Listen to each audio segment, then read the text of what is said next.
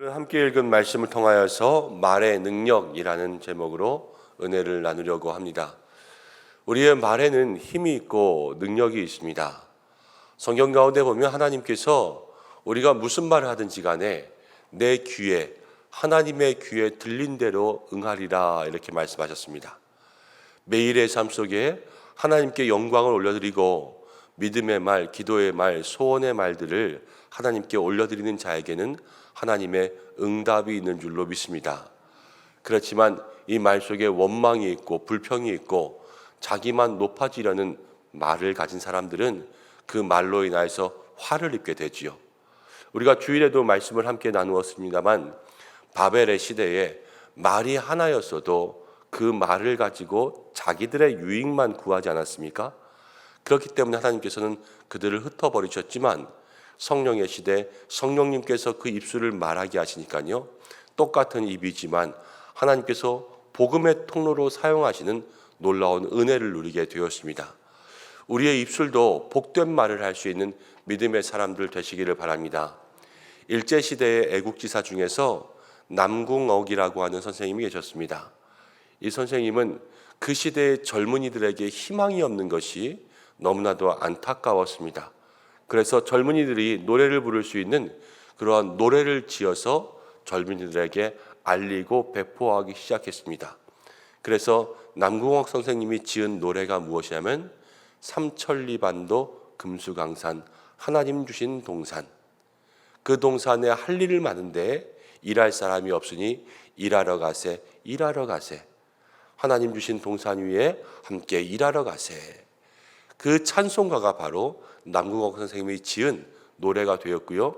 이 노래를 젊은이들이 부르면서 그 당시 무궁화 심기 운동, 온 땅에 우리나라의 꽃 무궁화를 심는 그러한 운동을 펼쳐서 젊은이들의 마음속에 독립에 대한 열망을 심어주었다 하는 이야기가 있습니다. 우리의 입에서 무엇을 말하느냐, 이것을 통하여서 그 마음이 달라진다라는 것이죠. 오늘 한 날을 살아갈 때에 여러분 우리의 삶에 어떠한 문제가 있든지 간에 힘들다, 어렵다, 힘들어 죽겠다 이러한 말들보다는 하나님께서 기뻐하실 말, 하나님께서 우리의 삶을 책임지실 거야, 하나님께서 나의 인생 가운데 역사하실 거야, 하나님께서 나를 살려주실 거야, 하나님께서 나와 함께 하실 거야, 반드시 이기고 반드시 승리하고 반드시 하나님의 축복이 있을 거야, 이런 믿음의 말들이 우리의 입속에 가득할 때 하나님께서 그 귀에 들린 대로 응답하시는 은혜가 있을 줄로 믿습니다. 오늘 그 은혜로 살아가야 될 것 같습니다. 자, 오늘 말씀을 보면 이제 우리가 말의 능력에 대해서도 이야기하고요. 1절부터 보면 계속해서 삶의 실제 부분들이지 않습니까? 그래서 한 절 한 절 주는 교훈들이 참 많이 있습니다. 먼저 1절과 2절을 함께 읽어보겠습니다. 1절, 2절입니다. 무리에게서 스스로 갈라지는 자는 자기 소욕을 따르는 자라. 온갖 참 지혜를 배척하느니라. 미련한 자는 명철을 기뻐하지 아니하고 자기 의사를 드러내기만 기뻐하느니라. 1절에 보면 이렇게 나옵니다. 무리에게서 스스로 갈라지는 자. 무리가 있는데 갈라졌으니까 이 사람은 외톨이가 되는 거죠. 이런 외톨이가 되는 사람들이 때로는 우리 주변에 있습니다. 사람들과 잘 어울리지 못하고 혼자 따로 떨어져 있는데 혼자 있는 것을 좋아하는 사람들도 있을 수 있겠지만 하나님께서 사람을 만드실 때는 공동체로 만들지 않았습니까? 늘 공동체를 통하여서 그 속에 주는 유익과 교훈들이 있을 테지만 이런 사람들은 혼자 있게 되는 결과를 가져옵니다. 왜냐하면 이 외톨이가 되고 친구가 없는 사람들은요, 1절과 2절 말씀을 보면 듣지 않는 사람이에요. 첫 번째는 참 지혜를 배척하는 거죠. 그리고 자기만 옳다고 하고 자기의 소욕을 따르는 사람, 욕심을 부리는 사람들은 늘 외톨이가 된다, 이렇게 이야기하고 있습니다. 우리가 공동체 가운데 늘 이 속에서 내가 남의 이야기를 잘 듣고 있는지, 아니면 어떤 이야기들이 있을지라도 내가 내 이야기만 하거나 내 욕심들만 앞장세우게 되면 그로 인하여서 공동체에서 따돌림을 당하거나 외톨이가 될 수밖에 없다라는 것, 잠언이 오늘 우리에게 이야기해 주고 있습니다. 그렇기에 우리는 공동체 가운데 함께 어울리고 또 공동체에 유익이 되는 사람이 되기 위해서는 듣기를 잘하는 사람이 되어야 되겠죠. 때로는 공동체 가운데는 자기 소욕을 따르지 않는다는 것은 남을 위해서 헌신하고 희생할 수 있는 마음도 있어야 되겠죠. 그리고 지혜를 따를 수 있는, 많은 사람들 이야기하는데요, 나만 옳다 그러는 것이 아니라 남의 이야기도 옳을 수 있다라는 것을 늘 마음속에 간직하고 듣고 따르고 인정하기를 즐겨할 수 있는 그러한 마음들이 되어야 될 줄로 믿습니다.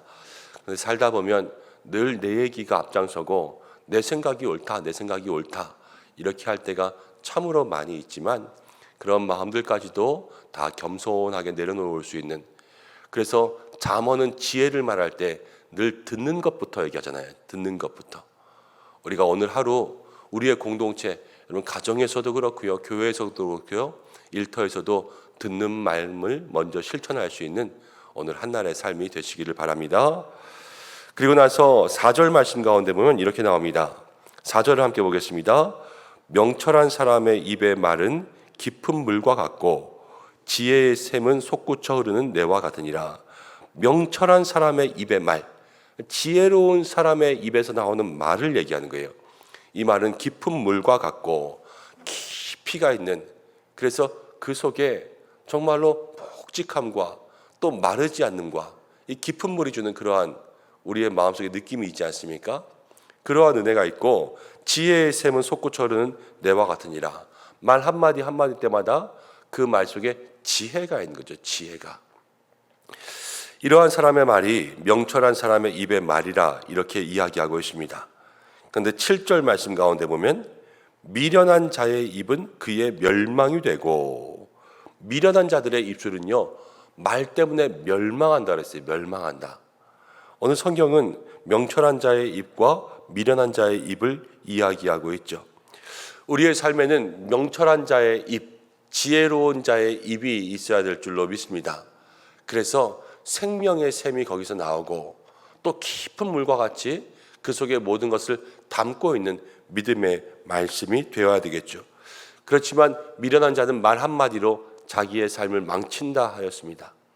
우리가 말하기보다 듣기를 좋아하라, 말하기를 더디하고 듣기를 좋아하라는 것이 바로 우리의 입술이 때로는 지혜로울 때도 있지만 때로는 지혜롭지 못할 때가 더욱 많은 적이 많습니다. 그런데 지혜롭지 못한 말들로 우리가 혹여 실수하고 넘어지는 것이 큰 실수가 되기 때문에 그렇습니다. 오늘 한마디 한마디를 할 때에도 늘 이 말 속에 우리의 생각이 담길 수 있도록, 그리고 우리의 지혜가 담길 수 있도록 그렇게 기도하고 우리의 언어를 훈련시킬 수 있는 여러분들 되시기를 바랍니다. 근데 지혜로운 말은 어떻게 알 수 있냐면요, 10절 말씀 보겠습니다. 10절 말씀 함께 읽습니다. 10절 시작. 여호와의 이름은 견고한 망대라, 의인은 그리로 달려가서 안전함을 얻느니라. 아멘. 여호와의 입은 견고한 망대라. 죄송해요. 제가 말씀을 읽을 때나 요즘에 말을 할 때나 조금 이렇게 주일부터 약간 뭐라 그러죠? 이 단어들이 바로바로 안 나오는 것 같아요. 그래서 계속 말을 하면서도 좀 스트레스를 받고 있는데 주의 깊게 잘 들어서 때로는 말을 조금 절어도 잘 이해하면서 들어주셨으면 좋겠습니다. 여호와는 견고한 망대라. 지혜로운 말을 하는 데 있어서요, 이 지혜로운 말의 기준이 뭐냐면요, 내가 지혜롭고 아니면 네가 미련하고 이런 게 기준이 되는 것이 아니라 지혜의 기준은 여호와예요. 하나님이 우리의 기준이 되시는 줄로 믿습니다. 그래서 우리가 어떤 말을 할 때에도 그 속에 여호와의 이름이 늘 흔들리지 않는 망대와 같은 기준이 되어서 우리가 믿음의 말들이 지혜로운 말들이요, 하나님께서 그 속에 담기지 않은 말들이 미련한 말들이라는 것을 알아야 되죠. 한 날을 살아갈 때에 오늘 하루도 믿음의 이야기들을 많이 하시기 바랍니다. 그러면 그 말로부터 지혜가 시작되는 거예요. 그리고 믿음의 언어들이 우리 속에서 사라지기 시작하면 다 세상 말 아니에요. 이 세상 말들이 미련한 말의 시작이 된다는 것을 마음속에 기억하시길 바랍니다. 내 판단과 내 지혜가 아니라 하나님의 지혜가 견고한 망대다. 이것을 기억하셔야 돼요. 자, 그리고 나서 13절 14절 말씀 읽어보겠습니다. 시작. 사연을 듣기 전에 대답하는 자는 미련하여 욕을 당하느니라. 사람의 심령은 그의 병을 능히 이기려니와 심령이 상하면 그것을 누가 일으키겠느냐. 사연을 듣기 전에 대답하는 자는 미련하여 욕을 당하느니라. 이야기를 듣고 그 속에서 지혜를 가지고 잘 판단할 수 있는 훈련들을 우리가 해야 되죠. 그런데 우리는 다 듣기도 전에 우리의 말을 툭툭 내뱉을 때가 많습니다. 그렇지만 상대방은 그것을 이야기하려고 하지 않았던 것을 우리는 경험하게 될 때가 있죠. 이것과 똑같이 17절 말씀에 다시 한번 나오는 것이 있는데 비슷한 맥락에서 해석할 수가 있습니다. 17절 송사에서는 먼저 온 사람의 말이 바른 것 같으나 그의 상대자가 와서 밝히느니라. 무엇인가 시비가 붙어 있었을 때는 먼저 온 사람의 이야기만 들으면 이 사람이 다 맞는 것 같지만 나중에 온 사람이 이야기하면 이 사람이 다 밝혀준다라는 것을 이야기하죠. 그러니까 어떤 문제가 있었을 때는 늘 쌍방의 이야기를 다 들어야지만 그 속에서 올바른 판단을 내릴 수 있다. 이렇게 이야기하고 있습니다. 그래서 이쪽에 말이 끝나기 전에 내가 먼저 말하는 것이 아니라 또 이 사람의 말만 듣고 판단하는 것이 아니라 늘 두 사람의 말들을 다 듣고 판단할 수 있는 저와 여러분들이 그리고 우리 교회가 되어야 될 줄로 믿습니다. 이 말을 듣지 않아주면 마음속에 억울함이 생기고요. 말을 듣지 않으면 그 심령에 서운함이 생겨요. 그래서 14절 사람의 심령은 그의 병을 능히 이기려니와 심령이 상하면 그것을 누가 일으키겠느냐. 심령, 이 마음이 병을 일으킨다 그랬어요. 큰 병이 있어도 마음을 잘 먹어서 나을 거야. 반드시 일어날 거야. 이렇게 믿음을 가지고 싸우는 사람들은 반드시 그 병을 이겨내죠. 그렇지만 작은 병이라고 해도 마음이 병들면 그 병을 이겨내지 못할 때가 참 많이 있습니다. 그런데 이러한 모든 것이 상대방의 그 얘기를 들어주는 것에서부터 시작할 때가 참 많이 있다라는 거예요.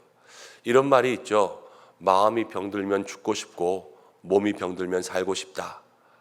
아프면 살고 싶고 그런데 작은 것이라도 마음속에 한이 생기면 아이고 죽어야 되겠네. 이런 거 아니겠어요? 그렇지만 누구에게 우리가 그 속마음을 털어놓았을 때 그가 힘을 주고 또 그가 위로를 준다면 그 속에서 마음의 평안을 얻을 수 있지만 그래 그렇게 사느니 나 같아도 죽겠다 이렇게 이야기하면 그 사람이 마음의 절망을 얻지 않겠습니까? 이 마음의 심령의 병을 위로해 줄 수 있는 그러한 한마디의 말을 할 수 있는 저와 여러분들 되시기를 바랍니다. 18절 말씀 보겠습니다. 18절 함께 읽겠습니다. 시작. 제비 뽑는 것은 다툼을 그치게 하여 강한 자 사이에 해결하게 하느니라. 제비 뽑는 것, 그냥 제비를 뽑아서 결정하는 것이 어떤 의미를 가지고 있냐면요. 뽑는 것은 사람에게 있지만 결정은 하나님께 있다라고 믿는 거예요. 그래서 뭐 긴 것과 짧은 것, 누가 이것을 뽑으면 이 사람이 당첨되는 거고 누가 그 일을 맡는 거다 이렇게 하는 것들 속에서 아까도 말씀드렸지만 지혜와 미련함의 기준은 여호와께 있다라고 말씀드렸죠. 모든 일들의 결정은 하나님께 있다. 그래서 제비 뽑는 것은 다툼을 그치게 하여 강한 자 사이를 해결하게 하는 것이니라. 하나님께 모든 것을 맡기면요 그 속에서 다툼도 멈추게 되는 거죠.